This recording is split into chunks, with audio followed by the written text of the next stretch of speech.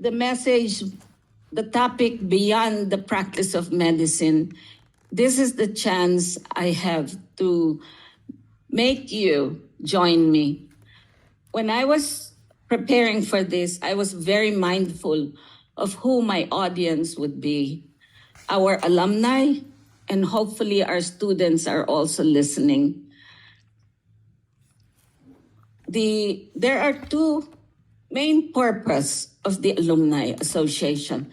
This is, of course, MAI stands for Medical Alumni in America, Inc.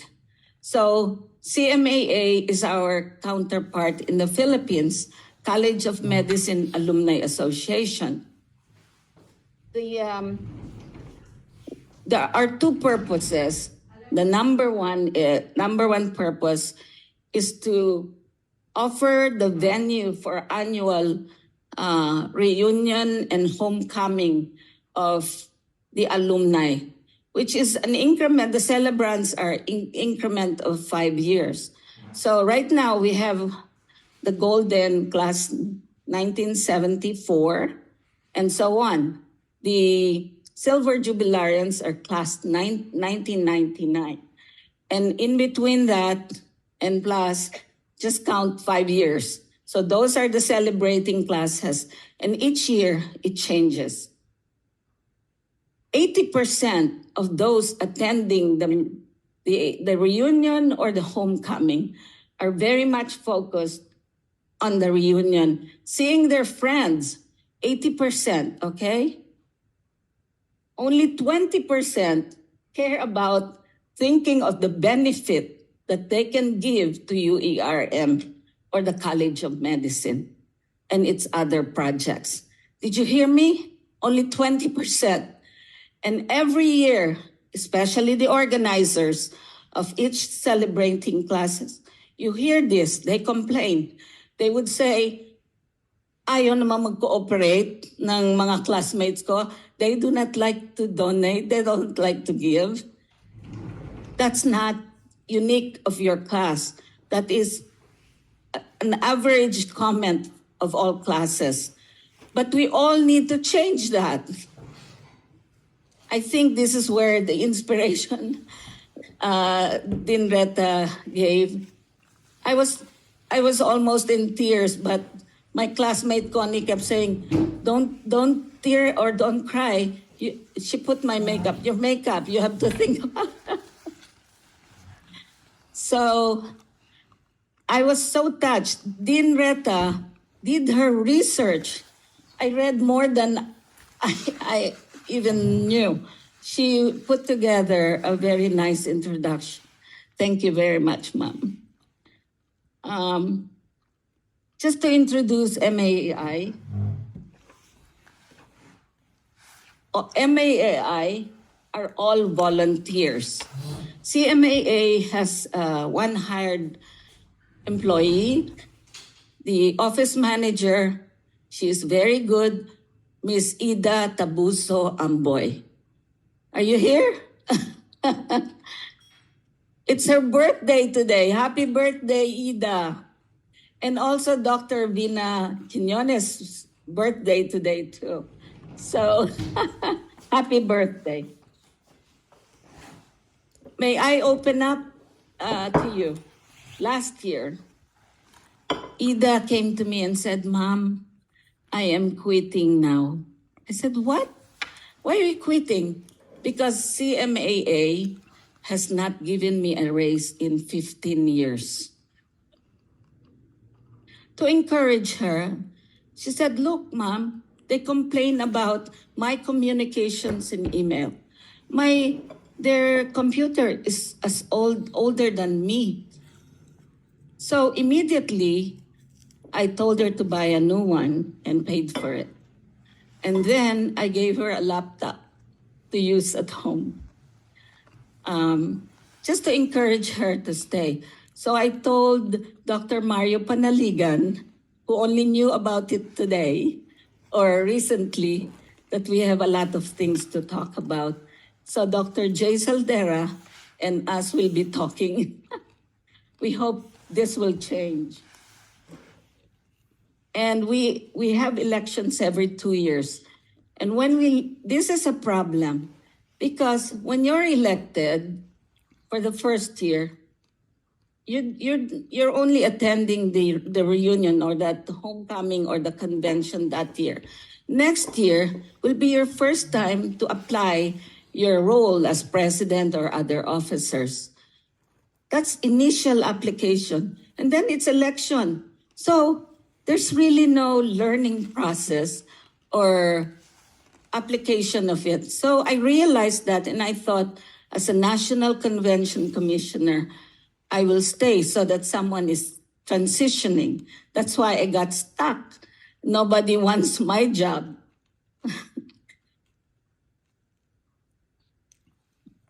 Oh, let me go back. I just want to say that the National Convention is every year in the United States. And we go from the West Coast to East Coast or Midwest.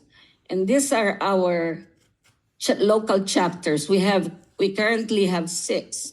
So there's the Southern California, Northern California, Nevada, Midwest, Michigan, MARVA DC, or stands for Maryland, Virginia, and Washington, DC. Each of the local chapters under my leadership, I encourage them to choose a specialty. It used to overlap. Everyone's doing medical mission.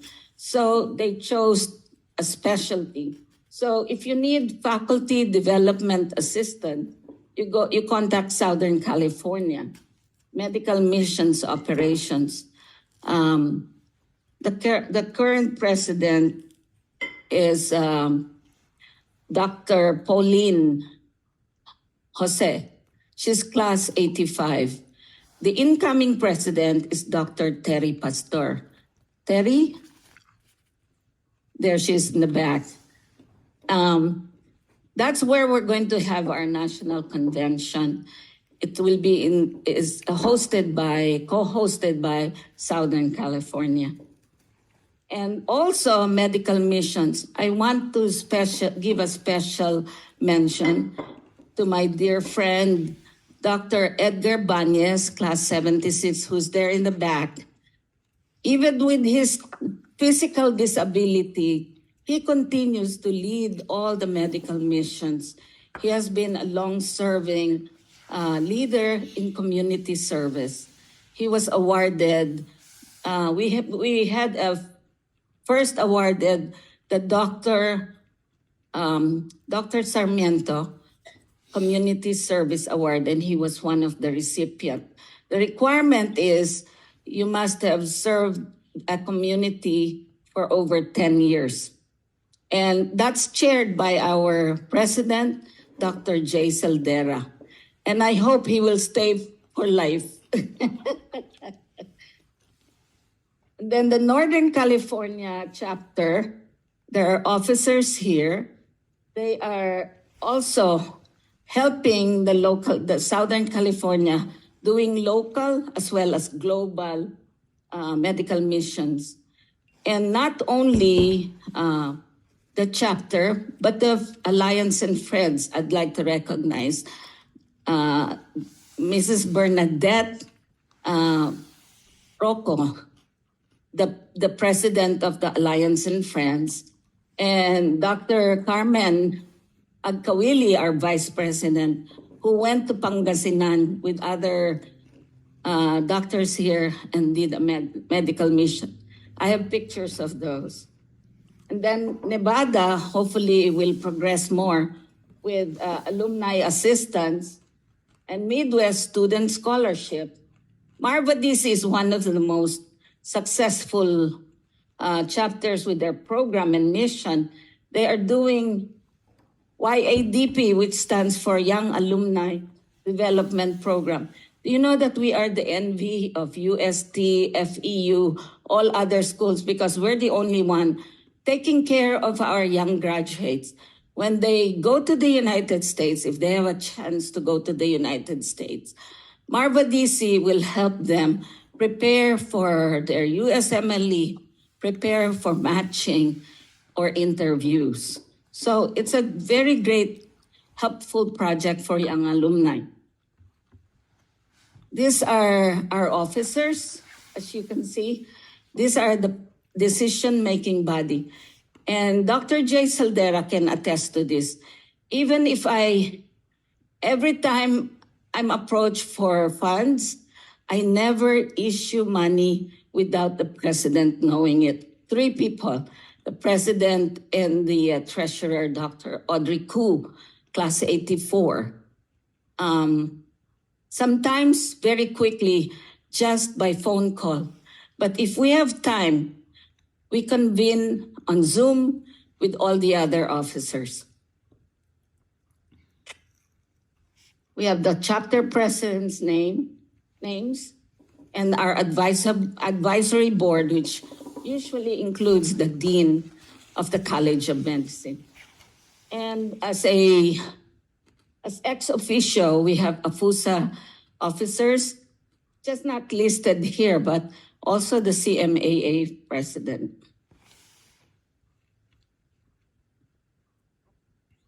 There, I've said this. I have been National Convention Commissioner since 2003, when the concept began.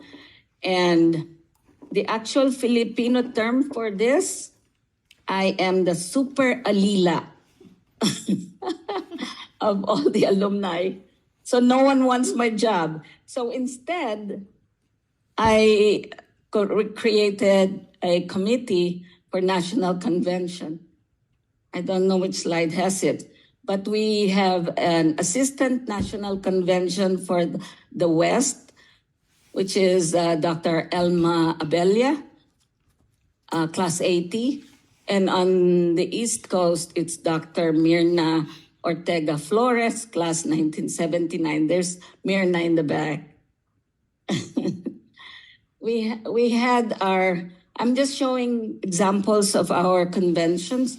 This was the convention in Washington, D.C. We were at the JW Marriott in Washington, D.C. We were happy that Vice President Wilson Yang came.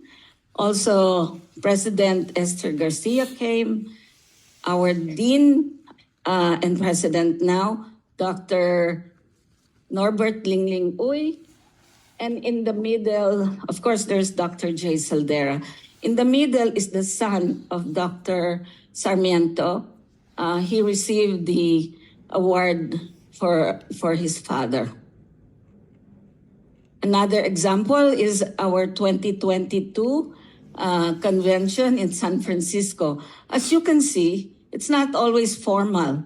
We have themes. So this is 70s, psychedelic, flower power. Different classes. Masaya. Now I'm talking about giving. The Special Student Scholarship, as Dean Reta explained, began as a Dean's Fund. She called me and she said, Susan, we have a need for non-academic scholarship. Those that are very good students in 3rd and 4th year who deserve to have their dreams come true.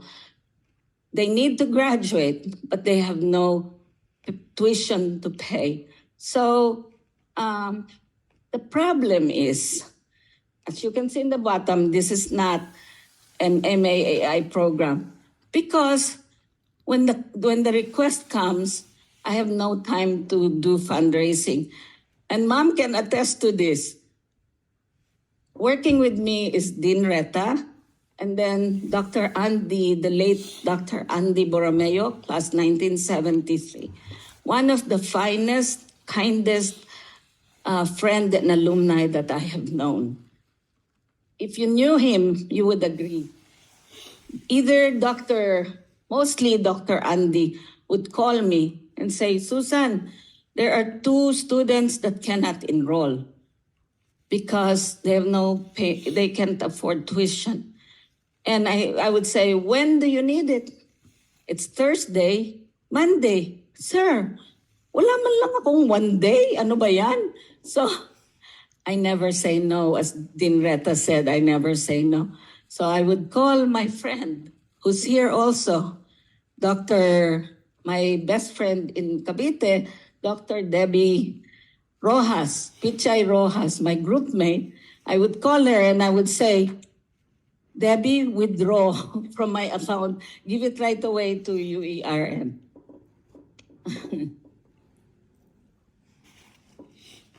The SSS committee, after Dr. Andy Borromeo passed away in 2018, we had to continue the concept of giving money or donating.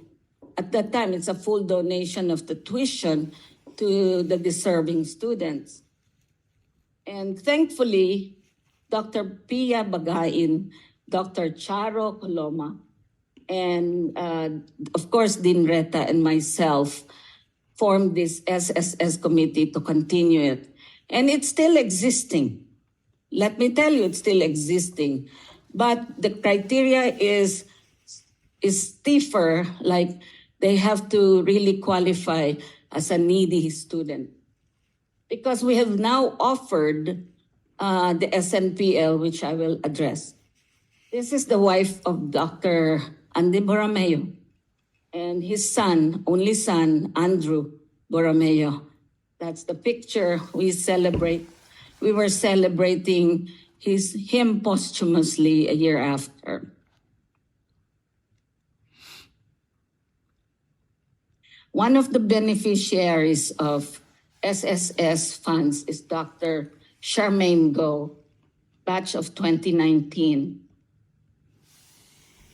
And these are the rest of the beneficiaries which Dean Reta was able to locate because the list got buried with Dr. Andy Borromeo because it started in 2007. And when he passed away, he was keeping the list, so we don't have the list. But as you can see, we never say no. And as long as we can help, we help. I just want to point out, it went up to 2023 with Dr. Zadkiel Seriosa, who is now a fourth-year student. He was a Tanyanki scholar, but did not make it by 0.2%. And he could not graduate if he did not pay tuition. So my source was a bequest from Dr. Perla Castor, approved by the core committee with our president, Dr. J. Dera and Dr. Audrey Koo.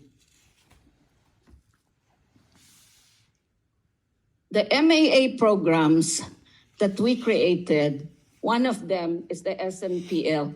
In 2015, I had the misfortune of falling and breaking 4 ribs. And Dean Reta was also not, health-wise, not doing well. So I called her and said, Mom, what will happen now if we both, the vulnerability of death came face to face? So I said, Mom, what will happen if we die? The scholarship will end.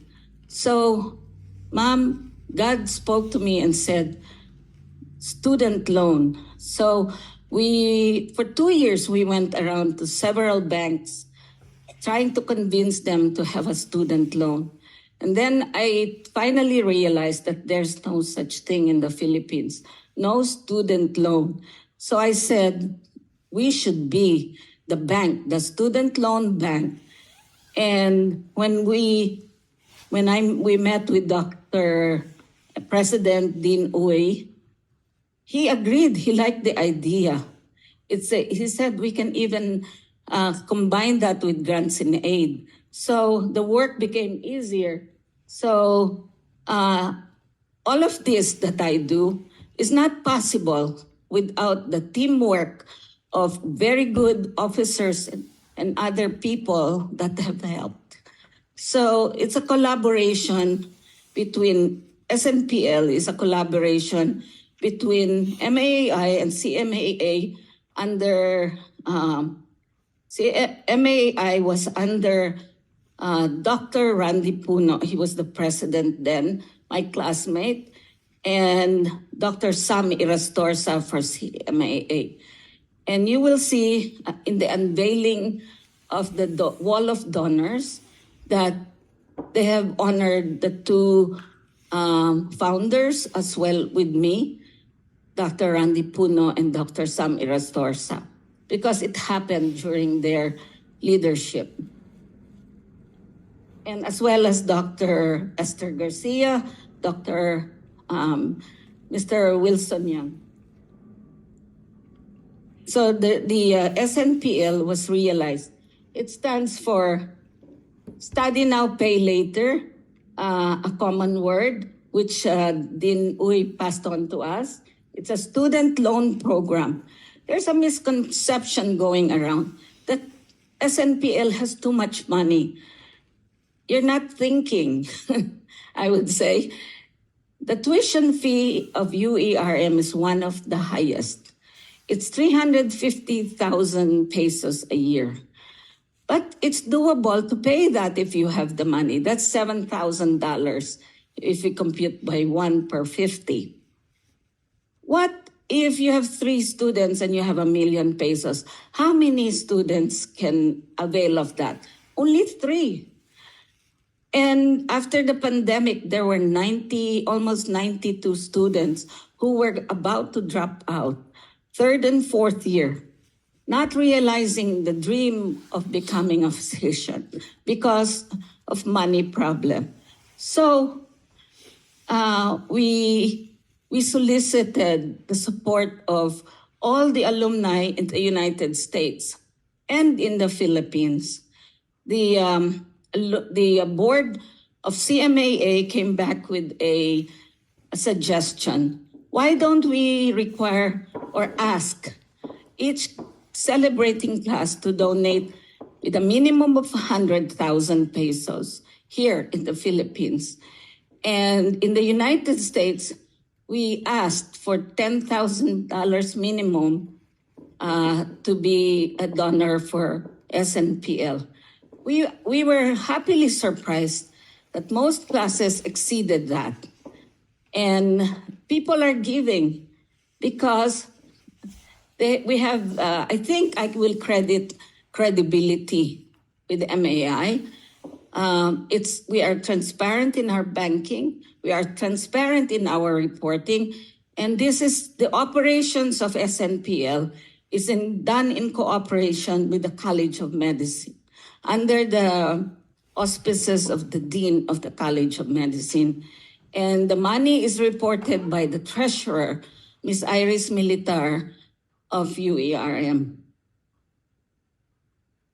So as you will see here, back in 2022, it was launched in June of 2021. Right away in 2022 during National Convention, there were donors. My class at that time responded and we gave $216,000. It's the largest donation from a class. That's in the United States. And in the Philippines, my classmates here donated 120,000 pesos. And then with the leadership of Dr. Abal class 1963, they gave 500,000 pesos directly to the College of Medicine. There's Dr. Puno with a nice letter he wrote me through email. I won't bore you reading about me, but he emphasized, I will not be a doctor if it were not for Susan Suntay, because I used to write his notes and give him notes.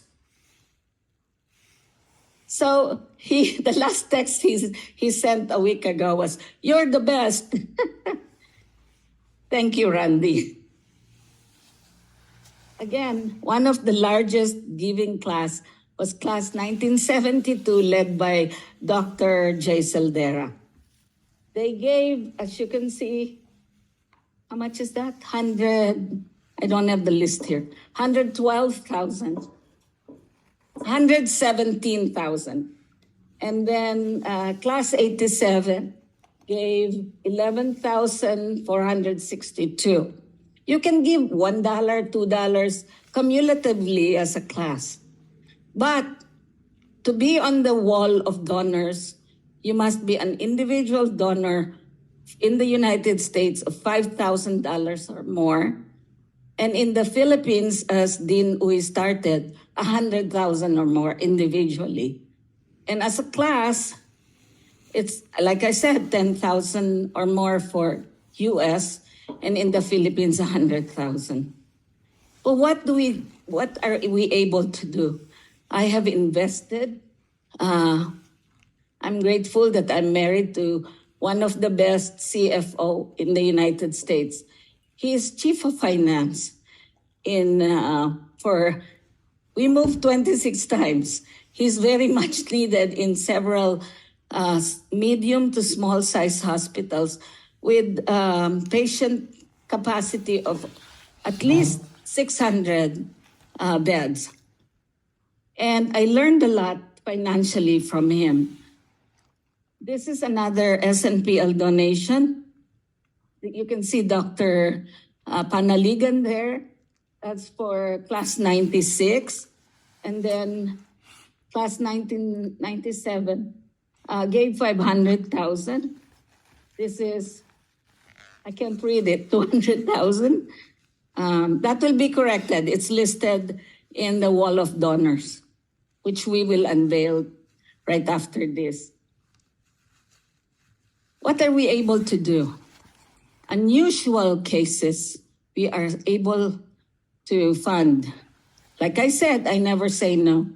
When Dr. Mirna Ortega brought to our attention this case, very touching case of Jordan Panday. Thank you to the leadership of the head of ENT, Dr. Elmo Lago, and the team of doctors, surgical doctors that cured or treated Jordan Panday, a 15-year-old patient who has osteoblastoma.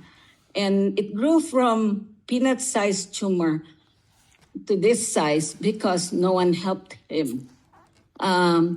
They went to the congressman, senator, mayor, none. They went to public hospitals, including PGH, none. So when Mirna called me, she said, Susan, can we help this boy? I said, how can you say no to that? If this is from God, God will provide. He owns everything. We can do this. So there you go. We're so thankful. It was a benign tumor. It's an osteoblastoma, weighing 6.6 pounds, right there in front of his mouth. And in a few months, if he did not get help, he would probably pass away. He will die because of dehydration. He's not able to eat properly. This device was needed. It had to be, they will cut the jaw and replace it with a titanium jaw material. I quickly thought of asking for a grant. The Pew Synthes and Johnson & Johnson, I bravely, because I'm not good with computer, applied for the grant electronically. And like my husband again saw me, he said, why are you doing that again? Can anybody else do it? I said, no, because the answer is right here. Once you click, it will ask you next question. How can I pass on the answer to anyone? So I did it bravely, answered about 40 questions, and prayed when I clicked and I said, God, it's in your hands. 2 weeks later, it was approved. Dr. Lingling Uy, Dean Uy, and Dr. Elmo, I contacted them right away. And I was jumping with joy. We were so happy. This device cost almost $74,000. And this is Jordan Panday post-operatively, 10 days post-op. This is him now. See, it's life-changing. This is going beyond the practice of medicine. 3 months later, a year later, and now presently, he's so tall. He's about 5'11", and he's back in Culion, Palawan. I want to give credit to the team of doctors who gave their time and talent for this. MAI helped with funding. Dr. Elmo Lago as head of ENT, Dr. Adrian Fernando, Dr. JP Amable, Dr. Jihan Maglaya, Dr. Bien Lugto, and the ENT residents. The anesthesia, Dr. Karen Adapon, Dr. Day Nieva, Dr. Rainier Garcia, and Dr. Carla Go, and also Dr. Sia, Lily Sia, because she was the advisor and she was in the operating room at that time. Of course, if it were not for the soft heart of Dr. Mirna Ortega, who brought this to our attention, we would not know about Jordan Panday. There are other medical missions. These are what I'm citing now, are doctors that have gone beyond the practice of medicine. Dr. Conrad Zapanta has his own medical missions. That's Dr. Zapanta in the middle. He saw Kyle Lepasiros in Dumaguete, but he came all the way from Cebu to be treated. You can see how many patients medical missions always see. This is that baby, 5 years old.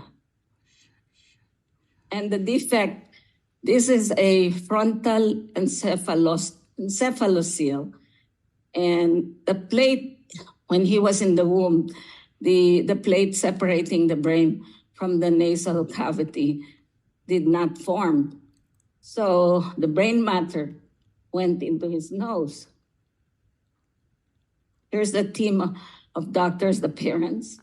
Dr. Puno helped also in supporting Kyle Lepasiros. This is post-op. And this is a few months ago. And Kyle, the parents of Kyle, already did not want to continue with another surgery, but we are encouraging them to do so. You were showing Kyle Lepasiros, and the other thing that I have been doing for UERM is the clinical rotations in the United States for many batches, about 11 years in Chicago. So those are I'm the mother hen, those are my students. I hope I see them again in the future. And if they can give back, that's my message. Now, because of Dr. Elmo Lago and the Linkages Committee, and thanks to my husband, who is the CFO at Midville Medical Center, we have started the program called IOP, the International Observership Program. So far, I think there are some students who are here, and so far, several batches, it's just been a year, it's this school year, and most of them have good rapport and good report about their experiences in Midville, Pennsylvania. These are some of the students who were there. The first batch, they were able to join us in Washington, D.C. because they were there in June and July, and we were having our national convention in Washington, D.C. So they were able to join us. And then I want to show you that Dr. Lago, as head of the committee, came and visited Midville Medical Center. And he was very impressed with what he saw. Next to him is the Chief Medical Officer, Dr. Kevin Kraling. And those two are our IOP fourth year students.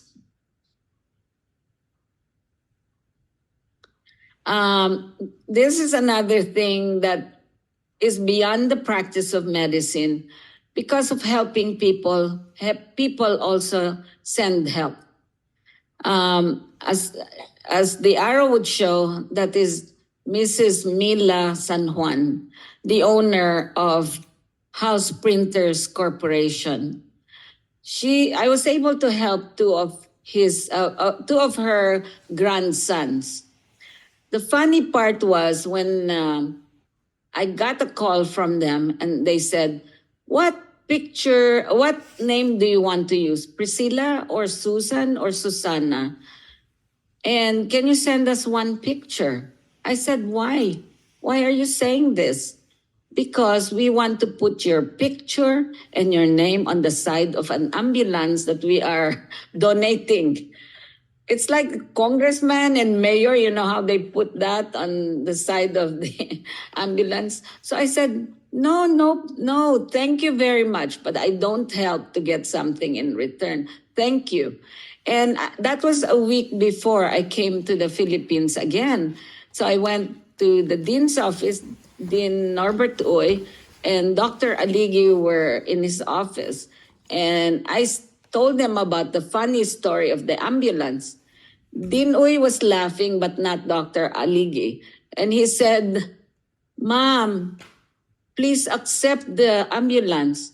I said, I already said no. Ma'am, wala po tayong ambulance. We don't have an ambulance in UE. What do you use? We subcontract. But now the DOH is requiring every hospital to have an ambulance. So I had to swallow my pride and talk to Mrs. San Juan. And I said, is your offer still good? So as you can see, we ended up doing a memorandum of agreement, and there's the ambulance for UERM. My message is goodness and giving goes beyond the practice of medicine.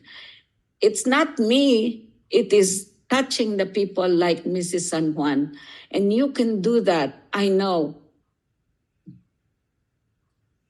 Again, I'm so proud of my classmate. We just came from Iloilo, in Pototan, Iloilo. This is a project that my classmate, Dr. Connie Del Mundo, is sitting right there.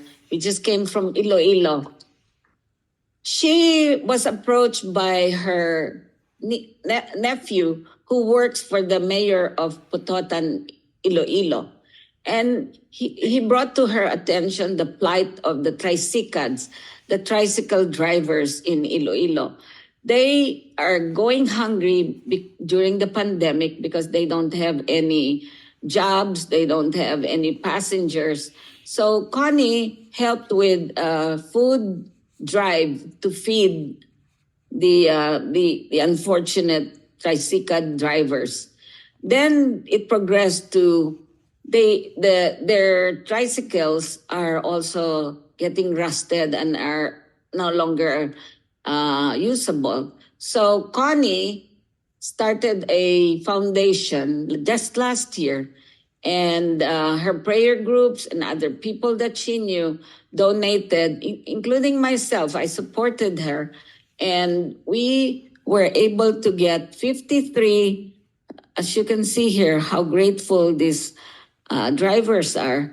We were able to get 53 tricycles, and the shirts. She even gave shirts, and it says Christmas in January, because mind you, it's a very rewarding feeling to see poor people being so grateful, and not just sick people that we need to help.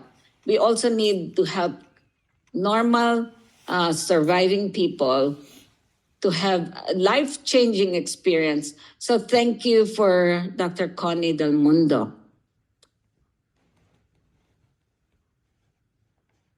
Our doctors who go beyond the practice of medicine are doctors, this is in the United States. They come to the Philippines to do medical missions. This was the Pangasinan medical mission this year, headed by Dr. Rocco, Carmelo Rocco, and Bernadette Rocco, and the Northern California chapter who went. This patient is not pregnant. That's a tumor, and not just the Northern California. They were joined by Dr. Mirna Flores and Rick Flores, who are members of the Marva DC chapter. So it's open to anyone who wants to help. And this patient was helped. You can ask about the tumor story later. Here, as you can see, another medical mission done by the Southern California chapter, led by Dr. Ed Banyes. As you can see here, it's a whole team of doctors who are doing these projects. This is in Narvacan, Ilocos Sur. That was the project they did. They just came back from that medical mission. I just didn't have any other pictures, but there were so many of us this was in 2010. There was a group of doctors, including myself, who went to Leyte because of the disaster from Typhoon Yolanda. Now, another thing that is beyond the practice of medicine, I would like to especially congratulate Dr. Lydia Cohen and her late husband, Leonard Cohen. Both of them are class 1979 classmate of the dean. And also, I'd like to credit her husband, current husband, attorney Jeffrey Franklin, who with their giving heart started the Naming Rights Project, which will be supported by MAAI, and we hope CMAA will also support this.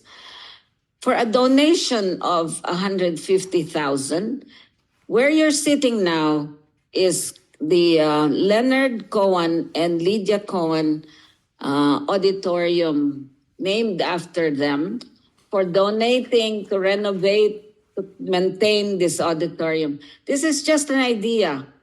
Others can donate. It's doable. Part with your money. Start tithing and practice giving. I'm showing you a land of my maternal grandfather, Filimon Salcedo. My sister is here. My very giving grandfather, as an heir, passed on big tract of land in Oriental Mindoro. I am serious. This is a map of that one piece of land. It started with 1,200 hectares. But the government, that's why I'm fighting, the government, it's a land grab. So a few hectares, about 400 still left. And we have thought of benefiting the UERM. So you can see how beautiful the land is. Dean Uy promises to come with me, and also Dr. Elmo Lago, to see the land. It's the land I chose, and the guests I brought are appraisers and our lawyers, so that we can have an MOA very soon. I plan to donate about 10 hectares of that land to the UERM. A future site, we have discussed this with Dean Uy, President Uy, to put up a UERM clinic or hospital. I don't know how fast we can do this, but the land is there for UERM to use. Why 10 hectares? Probably only 2 hectares needed for the hospital site. The other 8 hectares, in my experience with harvesting, they produce about in income about 1.5 million pesos.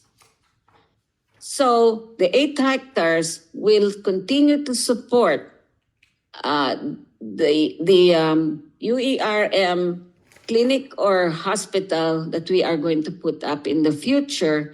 And the extra money can continue to go to all the other projects of MAI to supplement it. Because I'm hoping that someday we will all continue to give, and with all the many graduates that we have, but there's also donor fatigue.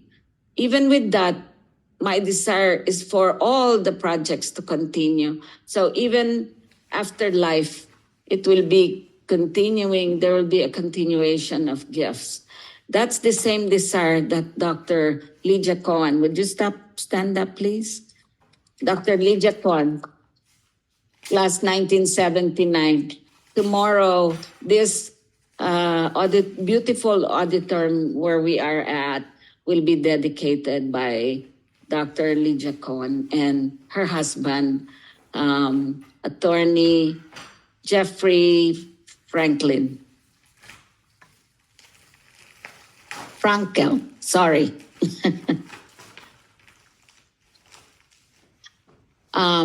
We're done. And thank you very much. And sorry for the interruption. I thank all of you. This is not just me. This is all of us. And thank God for all that I'm able to do. Praise God and be glorified. Thank you so much.